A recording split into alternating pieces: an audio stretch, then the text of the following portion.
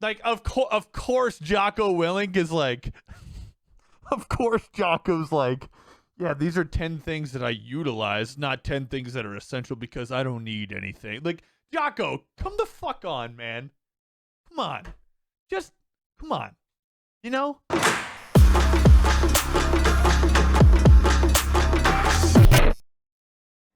Ten things Jocko Willink can't live without. So my posted like 20 minutes or like 2 hours ago.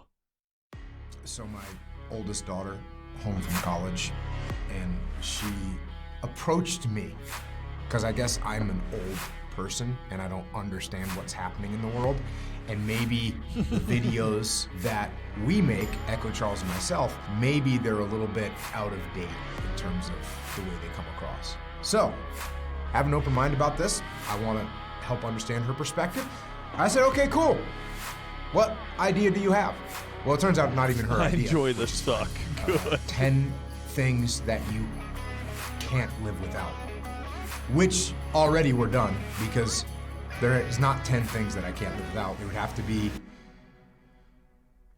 10 things that you utilize on a regular basis. Okay. You shitbag. My daughter selected some things that I seem to have some sort of connection with? Well, some sort of sentimental attachment to. Okay. So yeah. So this right here, good. I'm glad that you selected this. This is a chalk bag for working out. These are wristbands that keep the sweat off of my hands. And this is a little notebook. This is my travel go bag for working out. And as long as you can find some kind of pull-up bar, you're... Bro, imagine you're off to college, you meet this chick, she's a babe, you hit it off, and you're like, oh, I fucking really like this chick. And you guys are like dating, whatever, you're off to college. And she's like, yeah, why don't you come home for like Christmas break or whatever and meet like my parents? Okay. And then you show up, and her dad is fucking Jocko Willink.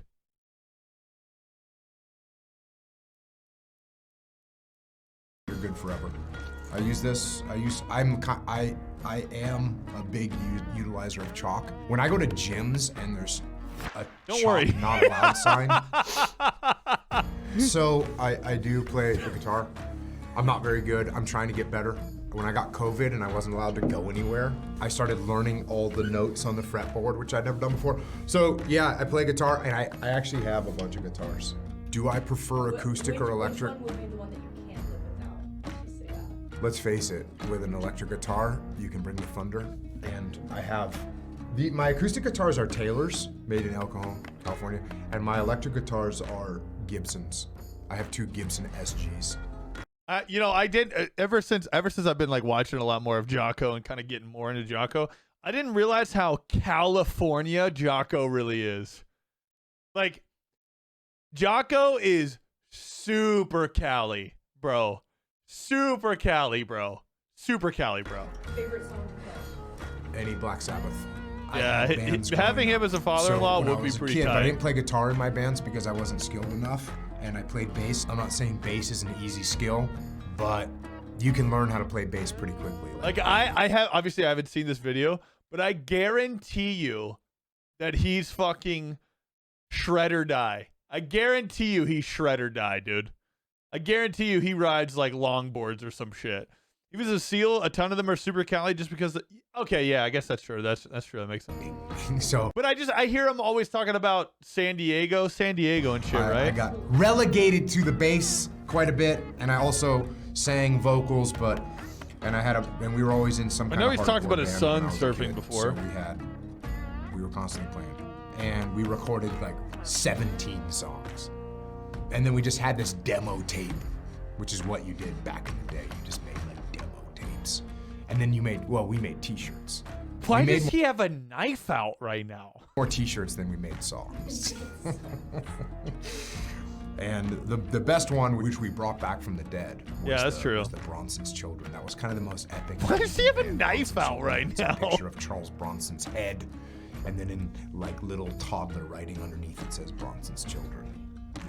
What? Yeah, the fuck? so this is about face, and I have something like 15 or 20 copies of About Face, the book by Colonel David Hackworth. But this particular copy right here in plastic, this is... I would have really enjoyed this video a lot more had they turned the background music down like 4 more fucking decibels, just like 4 more notches. Turn me down 4 more. That way it's there, but not blasting in my fucking ears. This is what's called an advanced reader's copy. And so before a book comes out, the book, they release a number of them, and they send them to the press, or they send them to reviewers or publishing companies or whatever. So they're very rare because they probably print like 100 of them. Maybe not even 100. So, and then people review that book and then they edit it down and then they publish the real book. And so I was at an event and a guy walked up to me and he said, "Hey, I have something for you." And he gave me this. And I immediately knew what it was because I'd never seen this version before that looked like this. So I immediately knew it must be an advanced reader copy. And sure enough, this is a limited edition special advanced reader's copy, not for resale, uncorrected proof.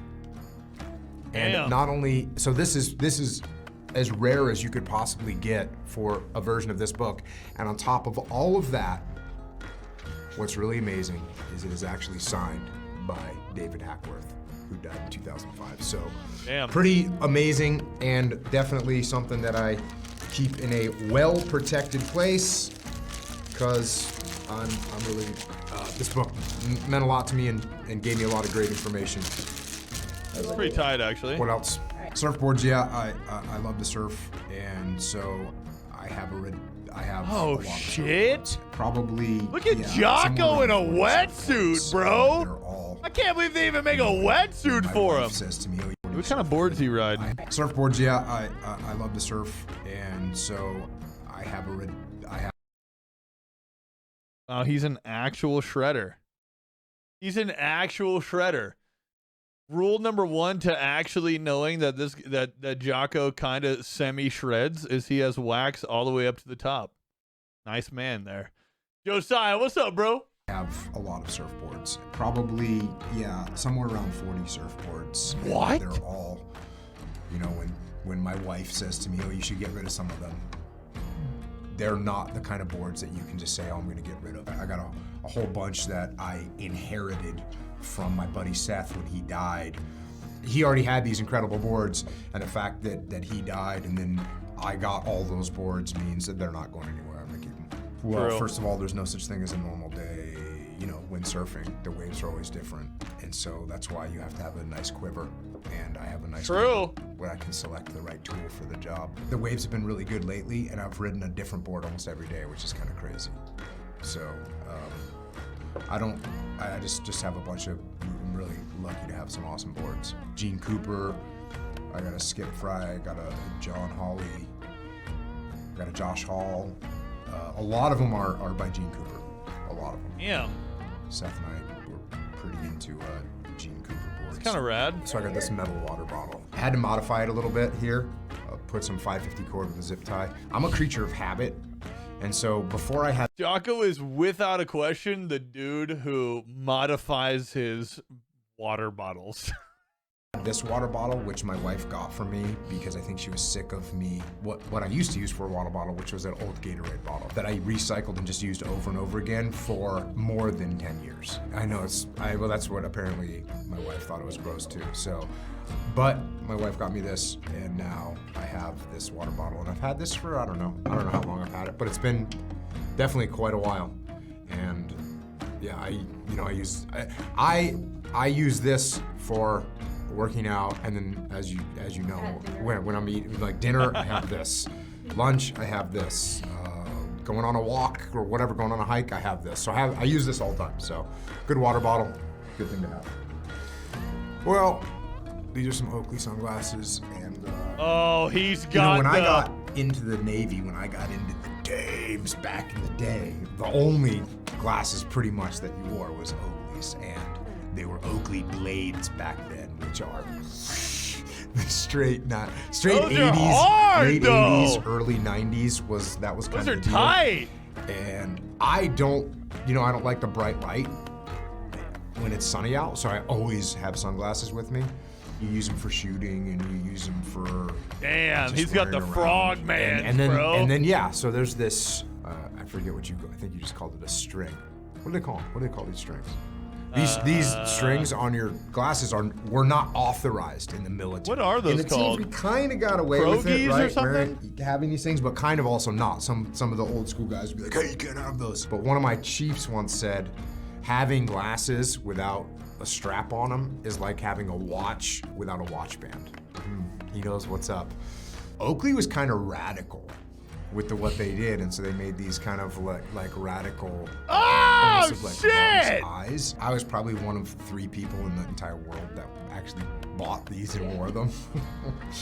So what's funny is when I just got out of the Navy, I didn't want to spend money on Oakleys, and I took a bunch of pictures with me with Oakleys over the years, and I put it into a little PowerPoint brief or something, and I sent it to Oakley with hopes that they'd say, "Oh yeah, we'll hook you up."